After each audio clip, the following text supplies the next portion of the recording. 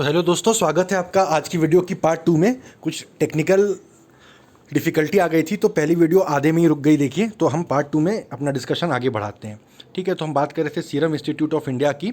एक तो देखिए, इनको ये नोवावैक्स को डिस्ट्रीब्यूट करने का लाइसेंस मिल गया है।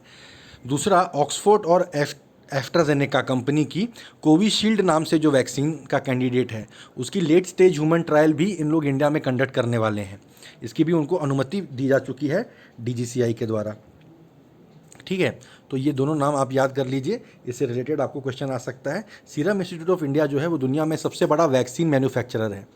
इतनी ज़्यादा तादाद में वैक्सीन कोई नहीं बनाता जितनी ज़्यादा तादाद में SII या सीरम इंस्टीट्यूट ऑफ इंडिया बनाता है। ये पॉइंट याद रखिए, आपसे एग्जाम में पूछा जा सकता है। अब देखिए, रेलवे ने आज किसान रेल लॉन्च किया है। ठीक है, बजट में इसका वादा किया गया था। आज पहली ट्रेन चली है देवलाली से दानापुर तक। ठीक है, ये आपसे पूछा जाएगा कहाँ से कहाँ तक चली थी। क्या करेंगे किसान रेल से? एक seamless cold supply chain of perishable products. किसानों की दिक्कत क्या है, देखिए कि उनका सामान जो है तुरंत सड़ जाता है, तो उनको जो रेट मिल रहा है उसी रेट में उन्हें बेचना पड़ता है। इसका बिचौलिए जो मिडिल मैन है वो फ़ायदा उठाते हैं, मनमाने बहुत औने पौने दामों पे उनसे खरीद लेते हैं। ठीक है, फिर जो बिचौलिए हैं उनके पास कोल्ड स्टोरेज की सुविधा है, वो वहाँ स्टोर करके रख लेते हैं। तो अब जब तक उनको मनचाहे दाम नहीं मिलेंगे वो नहीं बेचेंगे। अगर किसानों के पास कोल्ड स्टोरेज हो, या किसान अपनी, अब हर किसान की अपनी खुद की कोल्ड स्टोरेज तो नहीं हो सकती, बहुत छोटे छोटे किसान हैं हमारे देश में, किसान एसोसिएशन हो या ऐसा कुछ, हर ग्राम पंचायत का एक हो, मान लीजिए इस तरह का कुछ हो, तो वो भी अपने अच्छे प्राइस कमांड कर सकेंगे मिडिल मैन से, है ना। तो उसके लिए क्या किया गवर्नमेंट ने, एक तो बहुत सारी सरकारी योजनाएं चलती रहती हैं। गवर्नमेंट स्कीम्स वाला जब PD 365 हम लोग वीडियो करेंगे तो आप देखेंगे उससे संबंधित कई सारी हमको योजनाएं मिलेंगी कि कैसे सरकार लोगों तक कोल्ड स्टोरेज को पहुंचाए। बहुत सरकार इसके लिए प्रयास करती है। एक अभी ये किया गया है कि ट्रेन हम चलाएंगे, पूरी ट्रेन समझ लीजिए AC ट्रेन होगी, उसमें किसानों की सब्जियां वगैरह, मीट, मछली, ये सब भी जाएगा उसमें। ये एक जगह से दूसरी जगह, देश की जिस हिस्से में प्रोडक्शन है से लेके जिस हिस्से में डिमांड है, इसको लेके जाया जाएगा। तो ये एक seamless cold supply chain of perishable product बनाया जा रहा है, किसान रेल। किसान रेल क्या है ये आपको याद रखना है। एक इजी क्वेश्चन में पूछ लिया जा सकता है, क्या इसमें किसान जाएंगे, है ना, या सिर्फ सामान जाएगा, ये कोल्ड स्टोरेज होगा कि नहीं होगा, ऐसा कुछ सवाल आपसे पूछ सकता है। और दूसरा, कहाँ से कहाँ तक चली है, देवलाली से दानापुर, ये आपको याद रखना है। फिर देखिए, टाटा नेक्सॉन इलेक्ट्रिकल व्हीकल। अब इलेक्ट्रिकल व्हीकल का ज़माना आने वाला है, बहुत जल्द देश में सिर्फ इलेक्ट्रिकल व्हीकल ही चलेंगी भारत में, ये हमारी ऑटोमोबाइल पॉलिसी है। ठीक है, तो टाटा नेक्सॉन ने अपना लॉन्च कर दिया है। अब क्या है कि अभी राइट नाउ कोई इलेक्ट्रिकल व्हीकल खरीदने तो जाएगा नहीं, एकदम नई चीज़ है, कोई इसको कैसे अडॉप्ट करेगा। तो ये इस तरह का जो एंट्री बैरियर है, ठीक है, अडॉप्शन बैरियर है, मैनेजमेंट में उसको पढ़ाया जाता है। तो ये बैरियर कंपनियां चाहती घटाने के लिए कि कैसे ना कैसे आपका जो रिस्क मिटिगेशन है, हर कंज्यूमर को लगता है कि मैं नया प्रोडक्ट यूज़ करूंगा, अगर इसमें पैसे डाल दूंगा तो बहुत रिस्क होगा, है ना। इसीलिए आप देखेंगे, अगर आपने ध्यान दिया हो नहीं दिया हो, अक्सर औरतों की मैगजीन में कोई नया शैम्पू लॉन्च हुआ है, कोई नया क्रीम लॉन्च हुआ है, तो उसका छोटा सा पाउच फ्री सैंपल के तौर पे दिया जाता है।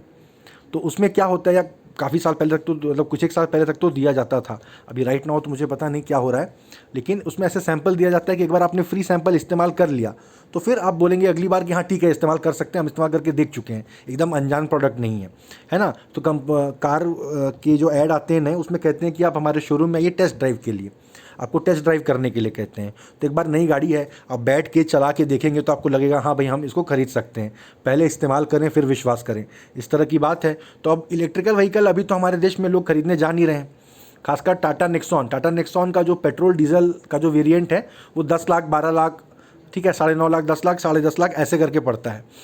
तो उसका इलेक्ट्रिकल व्हीकल भी कोई बहुत सस्ता तो नहीं आता होगा, तुरंत लो 8-10 लाख कोई इंसान ऐसी नई टेक्नोलॉजी में कैसे डाल दे।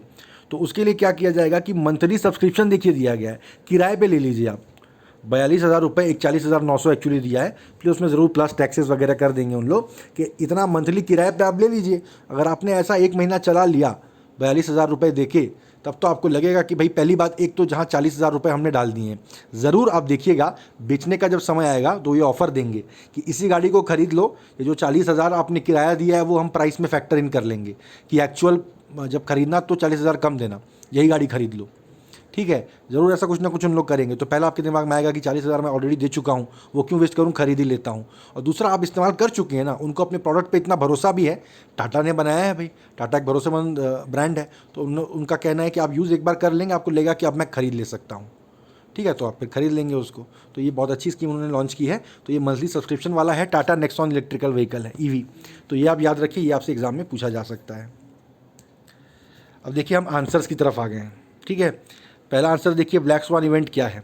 ये कंप्लीटली अनप्रिडिक्टेबल इवेंट है जिसके कि सीवियर कॉन्सिक्वेंसेस होते हैं। मैल्कम ग्लैडवेल एक बहुत बढ़िया राइटर है, मैनेजमेंट के टॉपिक्स पे, मार्केटिंग से रिलेटेड टॉपिक्स पे बहुत बढ़िया किताबें लिखते हैं।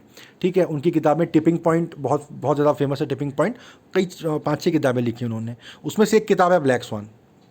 वो बहुत पहले इसकी बात कर चुके थे। ब्लैक स्वान ऐसे इवेंट होते हैं कि उनको कोई प्रेडिक्ट नहीं कर सकता है, किसी को नहीं पता। मतलब ब्लैक स्वान क्या होता है? काला हंस। हज़ारों लाखों हंसों में एक हंस काला हंस होता है। ठीक है, इसका कोई फॉर्मूला नहीं है। आपने रोज़ सफ़ेद हंसों को उड़ते हुए देखा होगा, अचानक से काला हंस कभी आपको दिख जाएगा। कोई इसका फॉर्मूला नहीं है कि आपको कब दिखेगा, लेकिन इतना तय है कि हज़ारों हंसों में से एक हंस काला हंस ज़रूर निकलेगा। वैसे ही इस तरह की घटनाएं जिनको प्रिडिक्ट नहीं किया जा सकता है, तो कोई उनके लिए तैयारी नहीं रखी जा सकती कि जब ऐसा होगा तब हम क्या करेंगे। लेकिन इस तरह की घटनाएं होंगी ज़रूर, ये श्योर है। कब होंगी ये नहीं पता, उनका स्वरूप क्या होगा ये नहीं पता, पर होंगी ज़रूर, ये एकदम श्योर शॉट बात है। जैसे अभी ये कोरोना पैंडेमिक फैला, हालांकि इसके बारे में काफ़ी सालों से वैज्ञानिक कह रहे थे। 1998 से मैं पढ़ते आ रहा हूँ कि जैसे 1920 में ये इन्फ्लुएंजा का एपिडेमिक फैला था दुनिया में, फ्लू का एपिडेमिक फैला था, महामारी फैली थी, वैसी अब की बार भी फैलने वाली है। और इस बार जो फैलेगी वो एकदम क़यामत फैलेगी, क्योंकि अब दुनिया में इतने प्लेन के ज़रिए लोग यहाँ वहाँ आते जाते हैं कि इस बीमारी को मतलब 2 दिनों में पूरी दुनिया में फैल जाएगी, ऐसा करके ऐसा कुछ लोग एक्सपेक्ट कर रहे थे। हालांकि फिर भी इस तरह वैज्ञानिक बहुत सारी बातें कहते रहते हैं, कोई उनकी बातों को गंभीरता से उतना लेता नहीं है। हमने भी कभी गंभीरता से नहीं लिया था कि हमारे जीवन काल में ऐसा कुछ हो जाएगा, पर देखिए हो गया। देखते देखते दुनिया ठहर गई। इसी को ब्लैक स्वान इवेंट कहते हैं। इसलिए कोरोना की वजह से ये एकदम रिलेवेंट डिस्कशन में आ चुका है ब्लैक स्वान, और आपसे एग्जाम में पूछा जा सकता है। ठीक है, एक तो ये देखिए, इसमें जो बाकी ऑप्शंस भी मैंने ऐसे बनाए थे कि पूरा आपको क्लियर हो जाए कि ये क्या चीज़ है। एक कंप्लीटली अनएक्सपेक्टेड इवेंट तो है, ठीक है, लेकिन ये इसके सीवियर कॉन्सिक्वेंसेस भी होते हैं। जस्ट बिकॉज अचानक से कुछ हो गया, आपको पता ही नहीं था, बेरूत में ब्लास्ट हो गया, किसी को आइडिया नहीं था कि पटाखे वाला अमोनियम नाइट्रेट देखिए ब्लास्ट कर जाएगा। अब जब वहाँ ब्लास्ट हो गया तो हमारे कस्टम्स वाले कह रहे हैं कि हम भी यहाँ चेक कर लेते हैं। क्यों भाई, वहाँ ब्लास्ट होगा तब यहाँ चेक करोगे, वहाँ ब्लास्ट नहीं होगा तो यहाँ चेक नहीं करोगे, इसका क्या मतलब है? और वहाँ अमोनियम नाइट्रेट में ब्लास्ट हुआ है तो यहाँ भी अमोनियम नाइट्रेट में ही होगा, यहाँ किसी और चीज़ में हो सकता है, लेकिन अब वहाँ उसमें हुआ है तो यहाँ इसमें चेक कर रहे हैं। ठीक है, अनएक्सपेक्टेड इवेंट है, लेकिन उसका इतना ज़्यादा लार्ज इंपैक्ट नहीं है, तो ये ब्लैक स्वान नहीं कहलाएगा। ब्लैक स्वान होगा जिसको कोई प्रेडिक्ट नहीं कर सकता, अव्वल। दूसरा, वो होता ही होता है इस तरह का कुछ ना कुछ इवेंट। ठीक है, और तीसरा कि इसके सीवियर कॉन्सिक्वेंसेस होते हैं। ठीक है, तो ये आप क्लियर आपको हो जाना चाहिए। ठीक है, अब अगली न्यूज़ पे चलते हैं। एक ग्रे राइनो इवेंट पे हम बात करते हैं। आज पहली बार मेरे को भी पता चला ये टर्म क्या होता है, ग्रे राइनो इवेंट। ये एक highly probable yet neglected event होता है जिसका कि हाई इम्पैक्ट होता है। ग्रे राइनो ऐसी चीज़ें सब जानते हैं होने ही वाला है, और जब होगा तब इसके बड़े विभत्स परिणाम होंगे। ठीक है, लेकिन फिर भी इसको नेग्लेक्ट किया जाता है, लोग इस पर ज़्यादा ध्यान नहीं देते हैं। ठीक है, ये आप याद रख लीजिए। फिर देखिए, जो आरबीआई ने अपनी कमेटी अनाउंस की है डेट रिस्ट्रक्चरिंग के लिए, उसके चेयरमैन आईसीआईसीआई के चेयरमैन मिस्टर केवी कामत होंगे।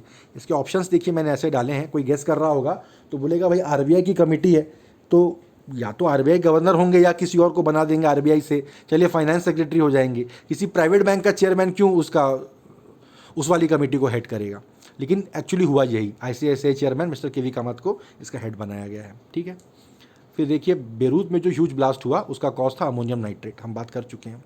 इसमें बाकी ऑप्शंस देखिए, मिथाइल आइसोसाइनेट वो गैस है जो भोपाल गैस त्रासदी में जो यूनियन कार्बाइड की जो प्लांट था उससे जो गैस लीक हुई थी, जिसकी वजह से 10,000 लोग मारे गए थे और बाद में और भी लोग मारे गए। दुनिया की सबसे बड़ी इंडस्ट्रियल ट्रेजेडी उसको कहा जाता है, इंडस्ट्रियल एक्सीडेंट कहा जाता है। भोपाल गैस कांड 1984 में हुआ था।